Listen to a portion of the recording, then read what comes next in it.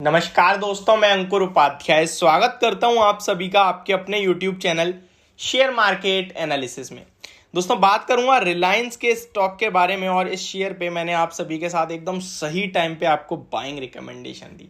मैंने आपको लगभग थर्सडे को रिकमेंडेशन दी थी एंड जब ये स्टॉक अबाउट 2330 के आसपास था। मैंने आपके साथ स्ट्रेटेजी शेयर करी है, वो पूरी तरीके से सक्सेसफुल नहीं है क्योंकि मैंने आपका केवल 20% पैसा ही लगवाया और मैं अभी भी सेटिस्फाई हूं, मुझे कोई दिक्कत नहीं है। सॉरी गाइस, थोड़ी सी ना। तो अभी जो रिलायंस स्टॉक के बारे में मैं आप सभी के साथ बात कर रहा हूं कि अब क्या करना चाहिए, तो वन साइडेड व्यू है खरीदारी करने का, लेकिन चार्ट्स के अकॉर्डिंग क्या दिखता है वो आप सभी के साथ शेयर करूंगा। लेकिन सबसे इंपॉर्टेंट चीज है वो है स्ट्रेटेजी। इस बाजार में वन साइडेड अगर आप खरीद के छोड़ोगे माल तो डेफिनेटली लॉस कर लोगे, क्योंकि बाजार अगर आप सोच रहे हो कि यार कल तो बहुत तंगड़ी तेजी आई है मार्केट में, मंडे को भी भागने वाला है, तो इसका जवाब बिल्कुल आप गलत सोच रहे हो। क्योंकि मंडे को जो तेजी थी वो 2-3 रीजंस की वजह से आई थी। सॉरी, फ्राइडे को जो तेजी थी वो 2-3 रीजंस की वजह से थी। वो पहला और सबसे बड़ा रीजन था मार्केट ओवरसोल्ड थी। मार्केट ऑलरेडी काफी वीक थी, काफी गिर चुके थे। अमेरिका के बाजार 5-6 सेशन से लगातार गिर रहे हैं। तो ये सारे कुछ चीजें थी जिसकी वजह से हम लोग अच्छी खासी उछाल दिखाते हुए दिखे।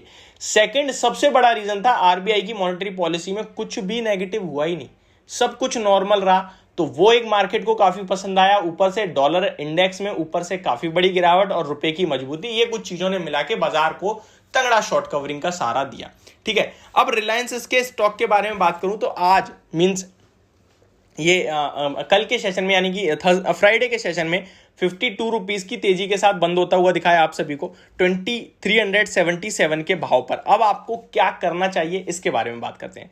तो दोस्तों, बिना किसी कुछ सोचे समझे और बिना किसी देरी के मैं आपको बताऊं कि इस स्टॉक में मेरा व्यू वन साइडेड पॉजिटिव और बाइंग की तरफ है। क्यों है वो मैं आपको बताता हूं। अगर आप इसका चार्ट 1 साल का खोल के देखोगे तो आपको दिखेगा नो रिटर्न्स। फिर क्यों बोल रहा हूं मैं, लेकिन अगर आप थोड़ा ध्यान देंगे तो आपको दिखेगा एक टॉप है और एक बॉटम है और वो रेंज है। और जो बॉटम की रेंज है वो 2380, 2300 या फिर 2280 के समथिंग है। जो टॉप की रेंज है वो 2750, 2700, 2650 का है।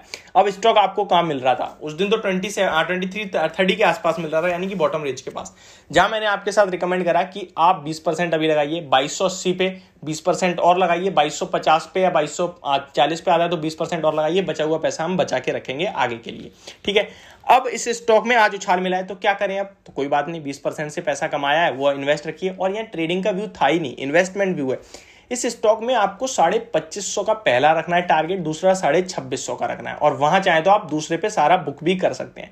तो आपको अभी भी जो आपने 80% पैसा मेरे कहने से इसने लगाया और बचाया वो अभी बचा के रखे, उसी स्ट्रेटेजी को फॉलो करना है। या फिर जब ये स्टॉक 2400 के ऊपर जाएगा तो आप 20% और लगा दीजिए एंड फिर रखिए, होल्ड करिए। नीचे आता है तो दोबारा लगाएंगे, ऊपर जाता है तो कोई बात नहीं है, 40% ही पैसा लगाने वाले हैं, बाकी का 60 नहीं लगाएंगे हम। प्रॉफिट बनेगा तो ये 40% का ही बनेगा, अदरवाइज कोई दिक्कत नहीं है। ठीक है, अब मैं बात करता हूं इस शेयर के बारे में। बात करने की क्या जरूरत है ज्यादा इसके फाइनेंशियल और फंडामेंटल्स बताने की, क्योंकि शायद ही किसी को क्वेश्चन होगा। क्योंकि यार भारत की सबसे बड़ी कंपनी है, तंगड़ी कंपनी है, कोई दिक्कत वाली बात है नहीं। तो नो डाउट आपको बने रहना चाहिए, लॉन्ग टर्म का निवेश है तो। और अब मैं आपको मेन चीज बताने जा रहा हूं दोस्तों, ये शेयर अपने सपोर्ट के पास तो है ही है, लेकिन अगर बाजार को तेजी चाहिए तो इस शेयर का सपोर्ट चाहिए। लेकिन बाजार में मंदी आएगी, अगर ये शेयर गिरा तो बाजार काफी तेज गिर जाएंगे, जो कि अभी कुछ रीजन है नहीं हमारे बाजार के पास गिरने का, एक्सेप्ट अमेरिका के बाजार को छोड़कर। तो इसके चलते मुझे लगता है आप इस स्टॉक पे डेफिनेटली ध्यान दे सकते हैं।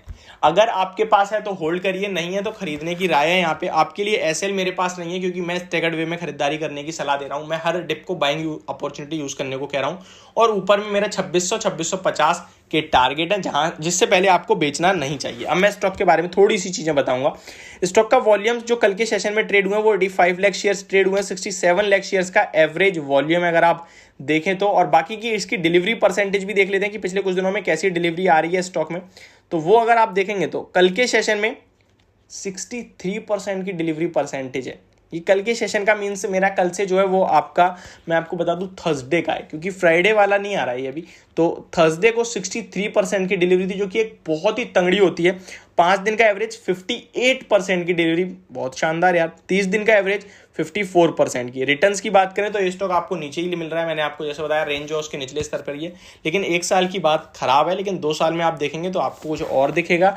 हालांकि ज़्यादा रिटर्न 2 साल में भी नहीं है, लोअर लेवल से 20% है। लेकिन 5 साल की बात करें तो फिर असली कहानी सामने आएगी, 186% के रिटर्न। 10 साल की बात करें तो और मज़ा आ जाएगा आपका, 459% के रिटर्न। एंड अगर मैं इसका लाइफ टाइम का चार्ट खोल दूंगा तो फिर बस भाई 17-18 हज़ार% के रिटर्न हो जाएंगे। तो ये है कहानी रिलायंस स्टॉक की, और मुझे काफ़ी पसंद आ रहा है इन लेवल्स पे। होप आपको वीडियो पसंद आई होगी। Thank you so much for watching this video. Have a great day guys.